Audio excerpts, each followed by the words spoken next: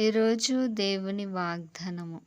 దేవుడు తనకు కలిగి ఉన్న జనులు ఎంతో ధన్యులు. దేవుడు ఎవరి జీవితంలో ఉంటాడో వారు బహుధన్యులు. వారి జీవితాలు వెలిగింపబడతాయి. చూడండి, దేవుడు తన ప్రజలను ఎన్నడూ ఎడబాయేవాడు కాదు. ఇశ్రాయేలీల ప్రజలు ఐగుప్తులో బానిసలుగా ఉండగా వారి కన్నీళ్లను చూచి దేవుడు చలించిపోయాడు.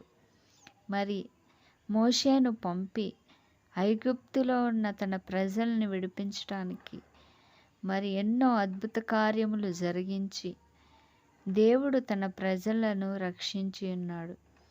నీ జీవితంలో కొన్ని సమస్యలు వస్తూ ఉన్నాయి.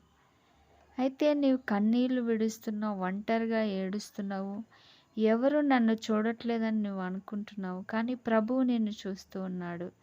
తన ప్రజల కన్నీటిని ఆయన చూస్తాడు. ఆ కన్నీటి నుండి ఆయన వారిని విడిపిస్తాడు. చూడండి, ఇశ్రాయేలీల కన్నీళ్లు నేను చూచితినని మోషేతో ప్రభువు చెప్పి ఉన్నాడు. అలాగున నీ కన్నీళ్లు చూచి ఆయన నిన్ను విడిచిపెట్టడు.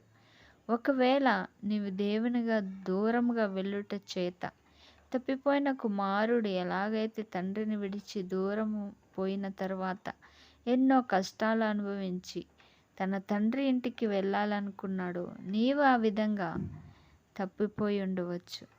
అయితే ప్రభువు నిన్ను తన యొద్దకు చేర్చుకుంటాడు. నీ కన్నీళ్ళు ఆయన చూస్తూ ఉన్నాడు. కాబట్టి భయపడకు. ఐగుప్తు దేశమును నాశనము చేసి తన ప్రజలను ఆయన రక్షించాడు. అంటే దేవుడు నీ శత్రువు అనగా అపవాది క్రియలను నీ జీవితంలో ఉండనివ్వకుండా నీ జీవితమునకు నిత్య ఆనందం ఇవ్వడం కొరకు ఆయన నీకు గొప్ప కార్యములు చేయబోతూ ఉన్నాడు. నీ శత్రువు నీకు మీదట నీవు చూడవు. అపవాది కలిగిస్తున్న కష్టాలు నీ జీవితంలో ఇంకా చూడవు. దేవుడే నిన్ను నిశ్చయముగా విడిపిస్తాడు. ఆమేన్.